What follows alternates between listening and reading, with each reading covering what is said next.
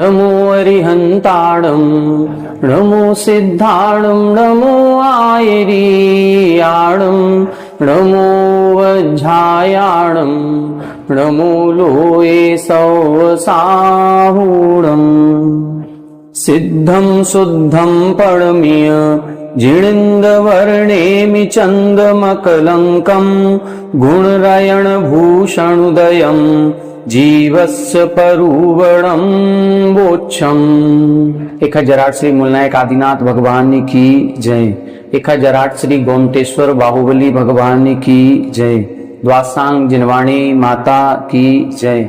आचार्य श्रेष्ठ आचार्य गुरुवर श्री 108 नेमिचंद्र सिद्धांत चक्रवर्ती महाराज की जय। आचार्य श्रेष्ठ आचार्य गुरुवर श्री 108 विद्यासागर जी महामुनि राज की जय। तीर्थ चक्रवर्ती जगत पूज्य निर्यापक श्रमण मुनि पुंगव श्री 108 सुधा सागर जी महाराज की जय। समस्त मुनि संघ की जय। पूज्यवर आचार्य नेमिचंद्र सिद्धांत चक्रवर्ती महाराज द्वारा रचित श्री गोमटसार जीवकांड जी ग्रंथराज की स्वाध्याय श्रृंखला में हम सभी अभी गुणस्थान पर चर्चा कर रहे हैं। गुणस्थान में प्रारंभ के 6 गुणस्थानों पर चर्चा अपनी हो चुकी है। विगत 4-5 कक्षाओं से हम 6वें गुणस्थान पर चर्चा कर रहे थे, जिसमें प्रमाद के स्वरूप को बड़े विस्तार के साथ समझाया गया। प्रमाद के सामान्यतः 15 भेद किए गए और जब उनका विशेष कथन किया गया तो 5 प्रकार से किया गया: संख्या, प्रस्तार, परिवर्तन, नष्ट और समुद्दिष्ट। जब इन 5 प्रकार के विशेषताओं का इधर वर्णन किया गया तो संख्या, प्रस्तार, परिवर्तन तो थोड़ा सा सरल था, लेकिन नष्ट और समुद्दिष्ट निकालना थोड़ा सा कठिन लग रहा था। लेकिन जब इसको पूरे मनोयोग के साथ अध्ययन किया गया तो ये विषय भी बिल्कुल सरल हो गया। आप लोगों को भी समझ में आ गया होगा कि नष्ट और समुद्दिष्ट निकालने की विधि क्या है। गणित है, थोड़ा सा जोड़ घटाना गुणा भाग अपन को करना पड़ा, लेकिन इतना कठिन नहीं था कि हम आम श्रावक इस विषय को नहीं समझ सके। बहुत सरलता पूर्वक इस विषय को अपन ने यहाँ पर इस ग्रंथ के माध्यम से स्वाध्याय किया। अब अपन आगे के गुणस्थान को देखेंगे। अगला गुणस्थान है 7वां गुणस्थान। 7वें गुणस्थान का नाम है अप्रमत्त विरत। 6वें का नाम क्या था? प्रमत्त विरत। 7वें का नाम है अप्रमत्त विरत। जब 6वें गुणस्थान प्रमत्त विरत पर चर्चा अपनी प्रारंभ हुई थी तो उसमें हमने बताया कि यहाँ 2 शब्द है, एक प्रमत्त और एक विरत। विरत शब्द आदि दीपक है क्योंकि यहां से अब संयम प्रारंभ हो जाएगा और 6वें गुणस्थान से ऊपर के जितने भी जीव है वो सभी पूर्ण संयमी महाव्रती या मुनिराज ही होंगे। और जो प्रमत्त शब्द था वो अंत्य दीपक था। अंत्य दीपक का मतलब प्रमाद सहित अवस्था इसी गुणस्थान तक होगी, इसके आगे नहीं होगी। तो जो प्रमाद का कथन था या जो प्रमाद के अपन ने 80 भेद पढ़े, उन 80 भेदों के चार्ट को समझा, उन सभी 80 भेदों का जो प्रसंग है ये 6वें गुणस्थान तक ही पाया जाता है। और विस्तार करते हैं तो 37,500 भेद यहां पर बताए गए हैं। आप लोग यदि मेहनत करना चाहें तो उन 37,500 भेदों को भी चार्ट रूप से बना करके और उनका प्रस्तार, परिवर्तन, नष्ट और समुद्दिष्ट निकालने की विधि बना सकते हैं। जैसे इनकी विधि थी वैसे ही उनकी विधि होगी। इसके बाद जो 7वां गुणस्थान अप्रमत्त विरत है, यहां पर ये जो अप्रमत्त शब्द है, अब ये यहां पर आदि दीपक है। आदि दीपक का मतलब क्या हुआ? यहां से अब अप्रमत्त अवस्था प्रारंभ हो रही है और अब इसके ऊपर जितने भी गुणस्थानवर्ती जीव होंगे उनके किसी के भी कोई भी प्रमाद नहीं पाया जाएगा। चाहे वो 80 भेदों की बात करें और चाहे हम 37,500 भेदों की बात करें, एक भी प्रमाद का भेद आगे नहीं पाया जाएगा। अब क्या है? अब जो अप्रमत्त गुणस्थान है उसका स्वरूप क्या है? उसके भेद कितने होते हैं और इस गुण स्थान की क्या विशेषता होती है, इस पर चर्चा आगामी 4-5 गाथाओं में यहां पर करेंगे। आइए अपन प्रारंभ करते हैं। यहां पर गाथा नंबर 44 अपनी हो गई थी, 45 नंबर गाथा से अपन को प्रारंभ करना है। पहले उच्चारण करें। संजलणो कसाया संजलणो कसाया हृदो मंदो जदा तदा होदी हृदो मंदो जदा तदा होदी अपमत्त गुणो तेणय अपमत्त गुणो तेणय अपमत्तो संजदो होदी अपमत्तो संजदो होदी संजलणो कसाया हृदो मंदो जदा तदा होदी अपमत्त गुणो तेणय अपमत्तो संजदो होदी। देखिए यहां बता रहे हैं, इसके पहले अपन ने छठवां गुण स्थान देखा था, वहां पर भी ये लाइन लिखी थी, संजलन और नव नो कसाय के उदय में छठवां गुण स्थान होता है। फिर यहां क्या विशेषता है, यहां पर विशेषता इन्होंने एक शब्द विशेष लिखा है, संज्वलन रो कसायाण उदो मंदो। ये मंद शब्द जो लगाया है ये इस सप्तम गुण स्थान की विशेषता है। छठवें गुण स्थान में जब इधर परिभाषा इन्होंने गाथा लिखी थी तो वहां मंद उदय नहीं लिखा था, वहां तीव्र उदय भी नहीं लिखा था, लेकिन वहां अपन ने तीव्र उदय कैसे लगाया, वो इस गाथा को देख करके लगाया। जब सप्तम गुण स्थान की परिभाषा बताई और सप्तम गुण स्थान की परिभाषा में मंद उदय लिखा है, इसका मतलब है कि छठवें गुण स्थान में संजुलन और नव नो कसाय का तीव्र उदय होता है। और वहां पर उस तीव्र उदय के कारण से प्रमत्तवरत अवस्था बन रही थी, प्रमाद सहित अवस्था बन रही थी। और यहां पर क्या लिख रहे हैं, जदा यानी जब इन्हीं संजुलन और नव नो कसायों का मंदो उदो होदी, जब मंद उदय होता है, तदा यानी तब अपमत्तो संजुदो होदी, तब अप्रमत्त संयत होदी यानी होता है। संयत तो वो पहले से था, और संयत किस कारण से था, क्योंकि उसने अनंतानुबंधी, अप्रत्याख्यानवरण और प्रत्याख्यानवरण इन तीनों भी चौकड़ी का या इन तीनों भी 12 कसायों का अनुदय कर दिया था, इसीलिए उसके महाव्रत प्रकट हो गए थे। और महाव्रत प्रकट होते ही पूर्ण संयम प्रकट हो गया, इसीलिए उसके विरत या संयम भाव पहले से हो गया था। अब रही बात प्रमत्त और अप्रमत्त की थी, तो वहां पर भी संजुलन और नवनो कसाय का उदय था, यहां भी संजलन और नवनो कसाय का उदय है, लेकिन यहां गाथा में मंद उदय लिख दिया। इससे सिद्ध है कि वहां पर तीव्र उदय था, इसीलिए प्रमाद सहित अवस्था हो रही थी, इसीलिए उसका नाम था प्रमत्त व्रत। और यहां पर जब मंद उदय हो जाता है तो अप्रमत्त संजुदो होदी, तो वो अप्रमत्त संयत कहलाता है। इसीलिए तेण यानी इसीलिए अपमत्त गुणो, यह जीव अप्रमत्त विशेष गुण वाला कहलाता है। अभी वो प्रमत्त वाला था, अब ये अप्रमत्त गुणधारी हो गया, ये विशेष गुण प्रकट यहां पर हुआ है, और इसी विशेषता के कारण से अपमत्त संजुदो होदी। इसीलिए इस गुण स्थान को अप्रमत्त संयत और इस गुण स्थान वर्ती जीव को अप्रमत्त संयति या अप्रमत्त विरति जीव कहते हैं।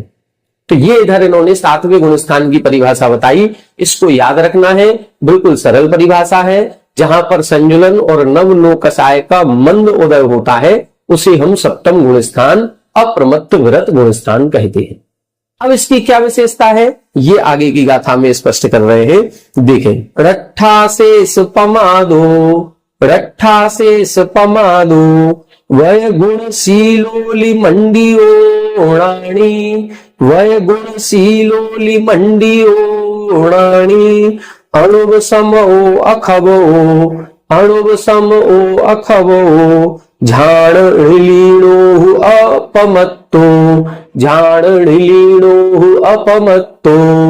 रट्ठाशेष पमादो वय गुणशीलोली मंडियोणाणी अणुव समो अखबो झाण लीणो अपमत्तो।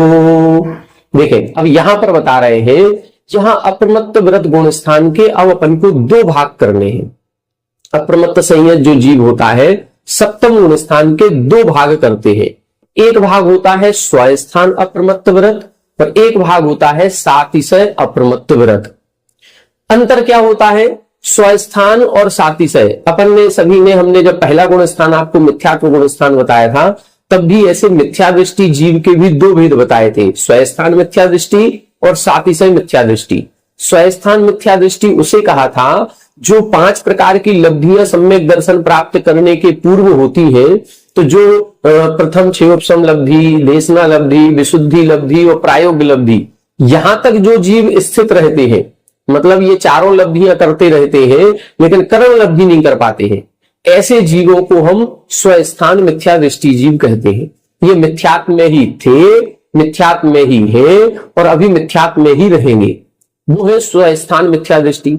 लेकिन इन कुछ जीव ऐसे भी होते हैं जो इन 4 लब्धियों को करने के बाद फिर करण लब्धि में प्रवेश कर जाते हैं, और जैसे ही करण लब्धि में जो प्रवेश किया है, ऐसा जीव अब मिथ्या दृष्टि था तो, लेकिन अब रहेगा नहीं। ऐसा जीव नियम से अंतर मुहूर्त में सम्यक दर्शन को प्राप्त करेगा ही करेगा। उसको हमने कहा था सातिशय मिथ्या दृष्टि। मिथ्या दृष्टि करण लब्धि वाला भी है और प्रायोग्य आदि लब्धियों वाला भी है, लेकिन प्रायोग्य लब्धि तक का जीव स्वस्थान मिथ्या दृष्टि है, और जैसे ही करण लब्धि में जिसने प्रवेश किया वो सातिशय मिथ्या दृष्टि है। क्यों? क्योंकि अब उसकी प्रगति, उन्नति होने वाली है और वह प्रथम से चतुर्थ गुण स्थान में पहुंचने वाला है। इसी प्रकार से यहां सप्तम गुण स्थान के भी हम 2 भेद करेंगे, एक स्वस्थान और एक सातिशय। हमने आपको बताया था कि मुनिराज छठवें सातवें गुण स्थान में झूलते रहते हैं। तो मुनिराजों का कभी जब संजुलन का तीव्र उदय हुआ तो 6वां गुण स्थान हो गया, मंद उदय हुआ तो 7वां गुण स्थान हो गया। लेकिन ये 7वें गुण स्थान के कौन से भाग में पहुंचते हैं? स्वस्थान में। तो स्वस्थान से यदि वो नीचे की ओर आ रहे हैं, 7वें गुण स्थान में पहुंचने के बाद यदि वो पुनः 6वें गुण स्थान की ओर अग्रसर हो रहे हैं, पुनः उनके संयोजन का तीव्र उदय आने वाला है, तो समझ लो ये अभी स्वस्थान अप्रमत्त व्रत वाले भाग में है। और यदि वह जीव अपनी कसाय को और मंद कर ले, संयोजन के मंद उदय में तो 7वां गुण स्थान हुआ ही है, लेकिन संयोजन का और मंद उदय कर ले, और उस मंद उदय के कारण से जब विशुद्धि भाव बढ़ता है, तो फिर वह जीव 7वें गुण स्थान से 6वें में नहीं आता, बल्कि विशुद्धि परिणाम बढ़ने से अब वो 8वें गुण स्थान की ओर प्रवेश करने लगता है।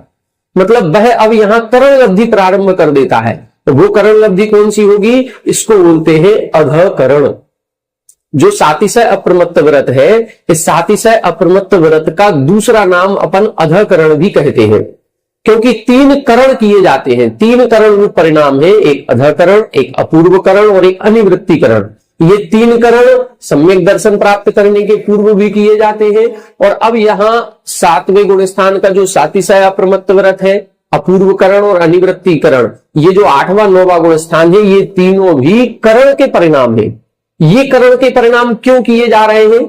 ये वहां जो मिथ्यात्व गुण स्थान में मिथ्या दृष्टि जीव ने किए थे, वो सम्यक दर्शन प्राप्त करने के लिए किए थे, और यहां पर किसी चारित्र का उपशम या क्षय करने के लिए कर रहा है। क्योंकि 7वें गुण स्थान के ऊपर अब 2 मार्ग बनेंगे, या तो उपशम श्रेणी या छपक श्रेणी। तो यदि वो 7वें से नीचे की ओर आ रहा है, 6वें की ओर, तो है वो स्थान अप्रमत्त व्रत। लेकिन जब 7वें से ऊपर की ओर जाता है तो उसको हम बोलते हैं सातिशय अप्रमत्त व्रत। लेकिन ऊपर जाएगा तो कहां जाएगा? जाएगा तो 8वें गुण स्थान में। लेकिन यहां से अब 2 रास्ते बट जाएंगे, एक होगा उपशम श्रेणी का रास्ता, एक होगा छपक श्रेणी का रास्ता। उपशम श्रेणी में मोहिनी कर्म की शेष बची हुई जो 21 प्रकृतियां हैं, उनका उपशम किया जाएगा, और जो छपक श्रेणी होती है उनमें उन्हीं 21 प्रकृतियों का क्षय किया जाता है। जो उपशम श्रेणी होती है, उपशम श्रेणी वाला जो जीव होता है, ये छायक सम्यक दृष्टि भी हो सकता है और द्वितीयोपशम सम्यक दृष्टि भी हो सकता है। दोनों भी सम्यक दर्शन के साथ उपशम श्रेणी आरोहण किए जा सकती है। लेकिन जो छपक श्रेणी आरोहण करता है, वो छायक सम्यक दृष्टि जीव ही करता है। पहले उसको छायक सम्यक दर्शन करना होगा, फिर छायक सम्यक दर्शन करने के बाद वो अपनी विशुद्धि बढ़ाएगा। तो जैसे ये 3 करण परिणाम करेगा, अधकरण, अपूर्वकरण, अनिवृत्तिकरण, वो छपक श्रेणी कहलाने लगेगी। तो इस छपक श्रेणी या उपशम श्रेणी का जो प्रारंभ है वो कहां से होता है? वो सातिशय अप्रमत्त व्रत से होता है। मतलब जो जीव इस सातिशय में प्रवेश करता है वो नियम से अब 7वें से 8वें में, 8वें से 9वें में, 9वें से 10वें में इन ऊपर के गुण स्थानों में जाएगा ही जाएगा, नियम से जाएगा ही जाएगा। लेकिन जो स्वस्थान अप्रमत्त व्रत में था वो ऊपर नहीं जाता, वो नीचे की ओर आता है। तो बस यहां ये दो परिभाषाएं अपन को समझनी है, एक स्वस्थान अप्रमत्त व्रत और एक सातिशय अप्रमत्त व्रत। तो इस गाथा में स्वस्थान अप्रमत्त व्रत का स्वरूप बताया जा रहा है। स्वस्थान किसे कहते हैं तो ये वो इधर बता रहे हैं, रट्ठा शेष पमादु। रट्ठ अशेष पमादु, रट्ठ यानी नष्ट कर दिए हैं, अशेष, अशेष का मतलब है जहां कुछ भी शेष नहीं बचा। 37,500 भेद प्रमाद के बताए और एक भी भेद अब नहीं है। सारे के सारे प्रमाद के भेदों को जिसने नष्ट कर दिया है, अथवा 80 भेद जो अपन ने पढ़े वो 80 भेदों में से अब एक भी भेद उसके पास नहीं है। सभी प्रकार के 80 प्रकार के प्रमादों को जिसने नष्ट कर दिया है। और कैसा है, वय गुण शीलोली मंडियो, व्रत गुण और शील से जो सहित है। मतलब जो अपन 12 व्रत बोलते हैं, 3 गुण व्रत, 4 शिक्षा व्रत, 5 अणुव्रत, अब यहां पर कौन से 5 महाव्रत हो गए, लेकिन 5 महाव्रतों के साथ अब वो गुणव्रत और शिक्षा व्रत तो महाव्रतों में सम्मिलित है ही, इसीलिए लिखा है वय गुण शीलोली मंडियो। व्रत गुण और शील की जो आवली है, आवली का मतलब समूह है, उस समूह से जो मंडित है। और कैसा है, रानी, रानी का मतलब भेद विज्ञानी है। अब जो आत्म ध्यान कर रहा है, सप्तम गुण स्थान जो बनता है, ये सप्तम गुण स्थान दोनों प्रकार की अवस्थाओं में बन सकता है। आत्म ध्यान की स्थिति में भी बन सकता है और प्रवृत्ति में भी बन सकता है। लेकिन प्रवृत्ति में कब बनता है, प्रवृत्ति में तब बनता है जब वह अपने व्रतों के प्रति जागरूक होता है, सावधानी पूर्वक अपने व्रतों का पालन करता है, व्रतों की चर्या करते समय उनमें रंच मात्र भी अतिचार नहीं लगने देता है। तो ये जो सावधानी उसकी होती है, इसी को हम अप्रमत्त अवस्था कहते हैं। इसमें वो प्रमाद सहित नहीं है, इसीलिए ये सप्तम गुण स्थान है।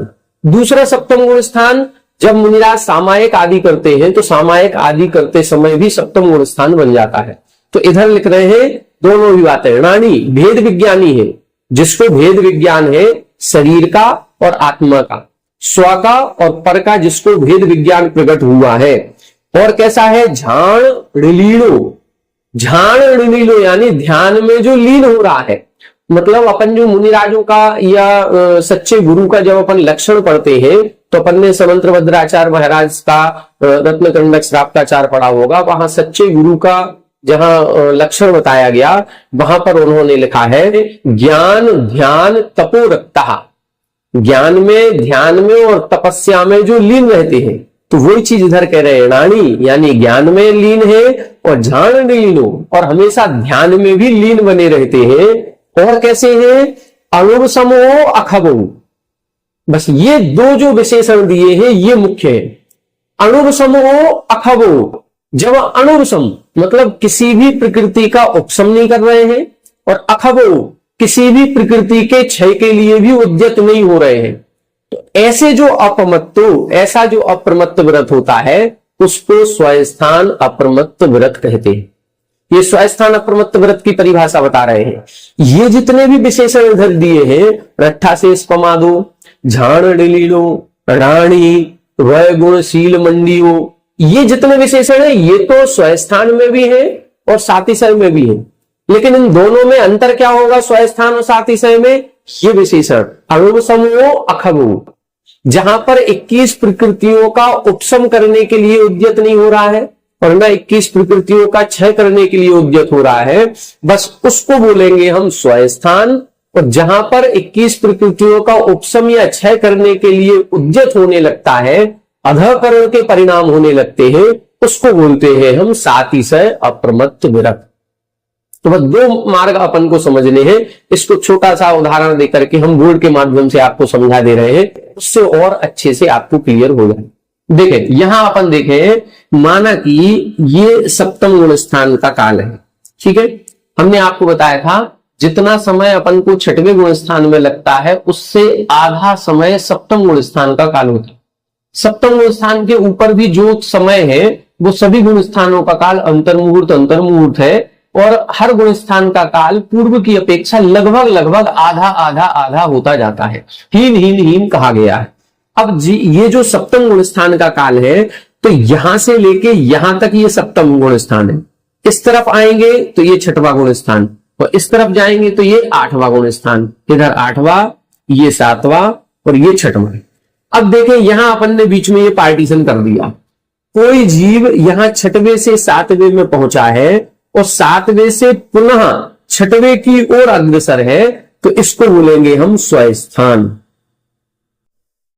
ठीक है, यह जीव ऊपर नहीं जाएगा, ये यहीं से लौट आएगा, बस इसके बाद ये पुनः इसके तीव्र उदय हो जाएगा संयोजन लोकसाय का, इसीलिए ये छठवें की ओर आएगा। और यदि ये यहां से आगे बढ़ा और इस पार्ट में प्रवेश कर गया, तो ये पार्ट में प्रवेश करने वाला अब फिर छठवें की ओर नहीं लौटेगा, ये ऊपर ही जाएगा। ये ऊपर जाएगा तो इधर क्या होगा, ये आठवीं में जाएगा, नौवीं में जाएगा, 10वीं में जाएगा, 11वीं में अथवा 12वीं में जाएगा। तो इसको बोलते हैं हम सातिशय अप्रमत्त विरत। ठीक है, ये जो सातिशय अप्रमत्त विरत है आज वर्तमान में संभव नहीं है। क्यों नहीं है? क्योंकि आज वर्तमान में हीन सहनन पाया जाता है, और हीन सहनन अंतिम 3 सहनन होने के कारण से हम मुनिराजों की इतनी विशुद्धि बन ही नहीं पाती कि वो यहां की विशुद्धि के परिणाम कर सके। वो परिणाम तो विशुद्ध बनाते हैं, संयोजन का मंदोदय भी होता है, लेकिन बस यहीं तक रह जाते हैं और इसके बाद नीचे आ जाते हैं। अब हमें ऊपर जाने के लिए क्या करना है, इधर के परिणाम बनाने पड़ेंगे, और ये परिणाम उत्तम सहनन के साथ बनते हैं। या तो उत्तम के जो 3 सहनन है उसमें से वज्रवृषभ नाराज सहनन हो, अथवा वज्रवृषभ नाराज सहनन के नीचे के 2 सहनन हो। अब यहां से जो रास्ता है वो 2 प्रकार का निकलता है। 2 प्रकार का कैसा निकलता है, यहां अपन देखें, यहां से एक रास्ता यहां ऊपर की ओर जाएगा और एक रास्ता यहां की ओर आएगा। ये भी ऊपर जाएगा, तो इस तरह से ये ऊपर चला गया। ठीक है, और ये भी इधर ऊपर जा रहा है, लेकिन इसके तरीके अलग हैं। ये 8वां, 9वां, 10वां और 11वीं में जाएगा, और ये वाला जो है ये 8वां, 9वां, 10वां तो फिर 12वां, और 12वें के बाद 13, और 13 के बाद 14। इस प्रकार से ये आगे बढ़ता जाएगा, ये सीधा मोक्ष को प्राप्त करेगा। इस मार्ग को बोलते हैं हम छपक श्रेणी। ये क्या है, छपक श्रेणी। ठीक है, और ऊपर के मार्ग को क्या बोलते हैं, उपसम श्रेणी। ये हो उपसम श्रेणी। अब देखें अपन स्थिति क्या बनती है। हमने जो मोहिनी कर्म की 28 प्रकृतियां थी, इन 28 प्रकृतियों में से जो 7 प्रकृतियां थी, अनंतानुबंधी की 4, मिथ्यात, सम्यक मिथ्यात और सम्यक प्रकृति, इन 7 प्रकृतियों को जब इस मार्ग पे जाना है तो इनको क्षय करना पड़ेगा। इन 7 का क्षय होगा, अनंतानुबंधी का भी क्षय होगा और 3 दर्शन मोह का भी क्षय किया जाएगा।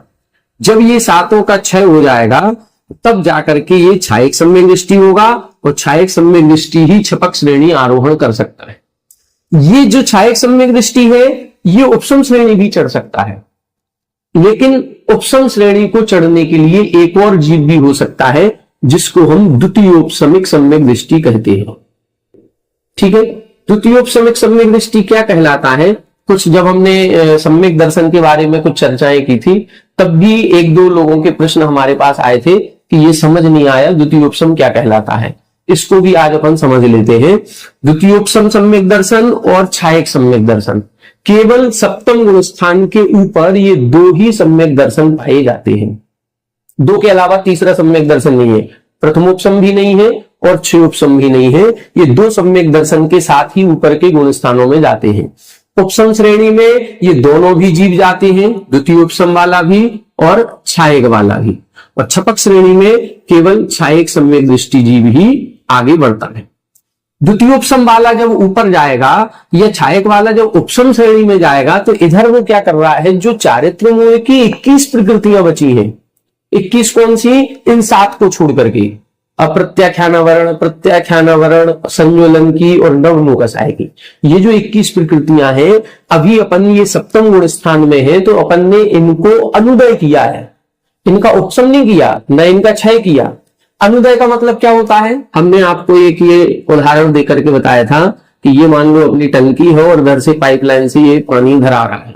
अनुदय किसे कहते हैं? कि यहाँ पर अप्रत्याख्यान है, यहाँ प्रत्याख्यान भी है, यहाँ संज्वलन भी है, यहाँ नवनो कसाय भी है। लेकिन उदय में क्या आ रही है? उदय में केवल संज्वलन और नवनो कसाय आ रही है। तो अनंतानुबंधी अप्रत्याख्यान प्रत्याख्यान को हमने संज्वलन में और नवनो कसाय में बदल दिया। इसको बोलते हैं अनुदय या क्षय उपशम। अभी हमने इनका ना उपशम किया न इनका क्षय किया। अब उपशम करने के लिए उपशम श्रेणी होगी, क्षय करने के लिए क्षपक श्रेणी होगी। तो उपशम किसे कहेंगे? अभी ये यहां तक थी, अब इनको हम इधर से पीछे, इधर है ना, तो इधर से ये हम पीछे धकेलेंगे। ये जो पीछे धकेलना होता है इसको उपशम कहते हैं।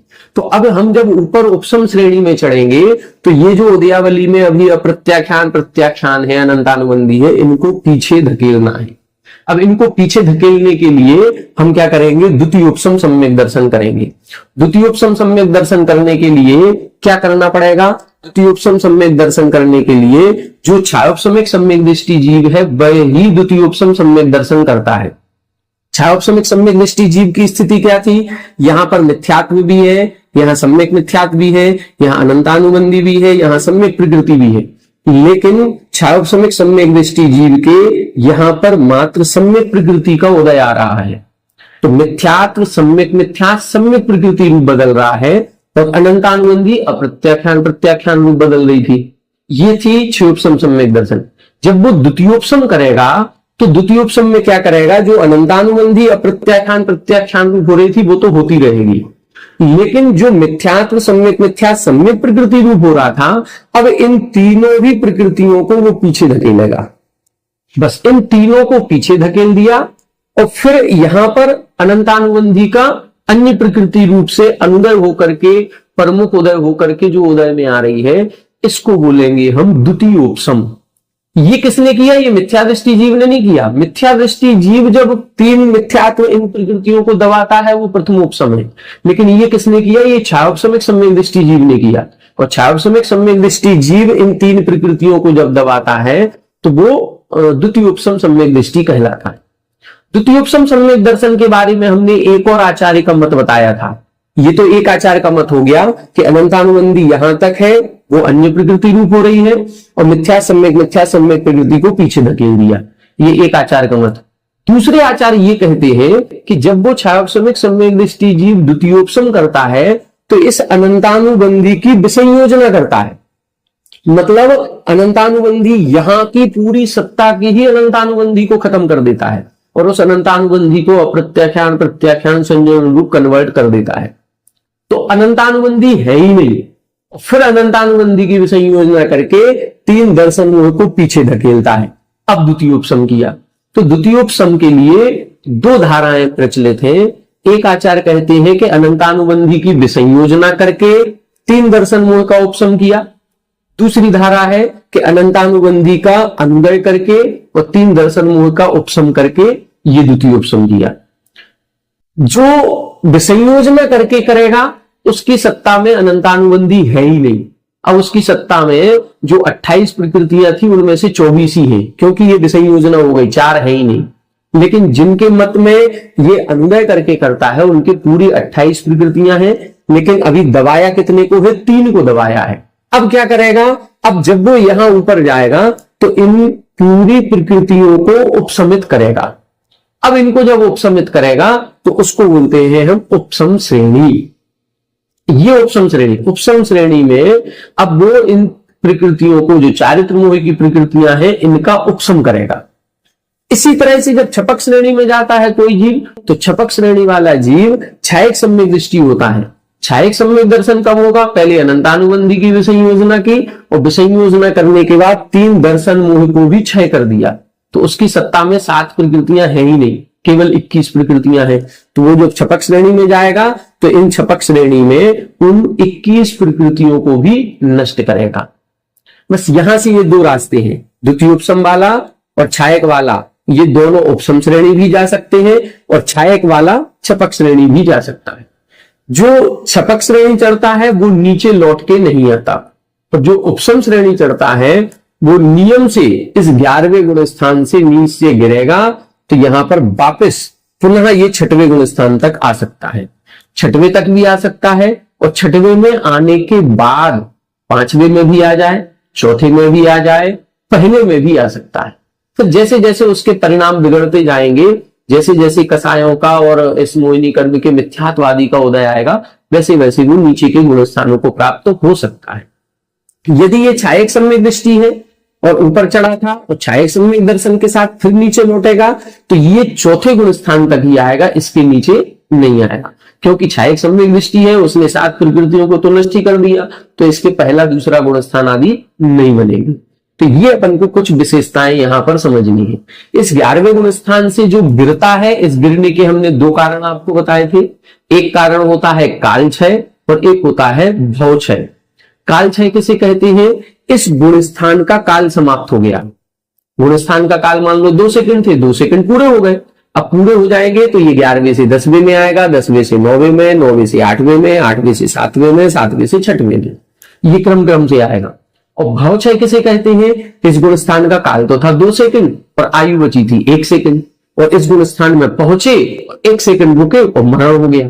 अब मरण होते ही वो क्रम क्रम से नहीं आएगा, क्योंकि मरण होते ही विग्रह गति बनेगी, ये शरीर छूट जाएगा। तो जब ये शरीर छूट गया तो संयम भी छूट गया, फिर संयम कैसे रहेगा? तो विग्रह गति में फिर डायरेक्ट सीधा 4था गुण स्थान बनता है। तो यहां से 11वें से गिरते हैं तो 2 रास्ते हैं। यदि काल क्षय से गिरेगा तो 10, 9, 8, 7 क्रम से आएगा, और यदि भव क्षय से गिरेगा, आयु समाप्त हो जाएगी, तो डायरेक्ट 4थे में आता है। छपक श्रेणी से गिरने का कोई रास्ता नहीं है। छपक श्रेणी वाला ऊपर के गुण स्थानों को प्राप्त होते होते मुक्ति को प्राप्त करता है, सिद्धत्व की प्राप्ति करता है। तो इस प्रकार से ये 2 रास्ते अपन को इस 7वें गुण स्थान से जानने चाहिए। अब यहां जो 3 करण होते हैं, जैसे सम्यक दर्शन के पहले हमने 3 करण बताए थे, करण लब्धि होती है तो उसमें भी अधःकरण, अपूर्वकरण, अनिवृत्तिकरण होते हैं। जब यहां पर जब अपन दर्शन मोह की छपना की जाती है तो भी 3 करण होते हैं। जब अनंतानुबंधी की विसंयोजना की जाती है तो भी 3 करण करते हैं। 3 करण का मतलब होता है ऐसे परिणाम जिन परिणामों से वो काम होता ही होता है। हमें सम्यक दर्शन प्राप्त करना था, मान लो उपसम सम्यक दर्शन प्रथम करना था, तो हमने 3 करण किए। 3 करण करते ही अब वो उपसम सम्यक दर्शन प्राप्त होगा ही होगा। अनंतानुबंधी की विसंयोजना करनी थी तो विसंयोजना के योग्य जो परिणाम होते हैं वो करण लब्धि कहलाती है। 3 करण के परिणाम किए तो वो विसंयोजना होगी ही होगी। 3 दर्शन मोह का क्षय करना था तो 3 करण परिणाम करेंगे, वो अब क्षय होंगे ही होंगे। इसी तरह से अब इन कर्मों की प्रकृति, अब चारित्र मोह की प्रकृतियां हैं, इन चारित्र मोह की प्रकृति को उपशम करने के लिए अथवा क्षय करने के लिए भी 3 करण परिणाम करने पड़ेंगे। तो उन 3 करण परिणामों को ही, एक को सातिशय अप्रमत्त व्रत कहते हैं, ये अधःकरण है। 8वें गुण स्थान का नाम अपूर्वकरण है और 9वें गुण स्थान का नाम अनिवृत्तिकरण होता है। तो ये तीनों करण है और इन करण परिणामों के कारण से ही ये पूरी प्रकृतियों का उपशम भी कर देता है और इधर क्षय भी कर देता है। बिना करण परिणामों के किसी भी कर्म प्रकृति को उपशम और क्षय करना संभव नहीं है। 3 करण करने ही पड़ेंगे। जब जब प्रकृतियों का उपशम का मतलब दबाना और क्षय का मतलब उसको नष्ट करना, ये किसी भी कर्म प्रकृति, मोहिनी कर्म की विशेष रूप से बता रहे हैं, मोहिनी कर्म की प्रकृति को क्षय और उपशम करने के लिए करण परिणाम करने ही पड़ेंगे। जब जब उपशम करेंगे, चाहे वो हम 7 प्रकृतियों का करें, चाहे 3 प्रकृतियों का करें, चाहे 21 प्रकृतियों का करें, कभी भी जब भी उपशम किया जाएगा या क्षय किया जाएगा तो 3 करण परिणाम करने ही पड़ेंगे। बस वो 3 करण परिणामों को ही हम करण लब्धि कहते हैं और उन्हीं को यहां पर गुण स्थान के रूप में बताया गया है। 7वां गुण स्थान का सातिशय भाग, 8वां गुण स्थान और 9वां गुण स्थान।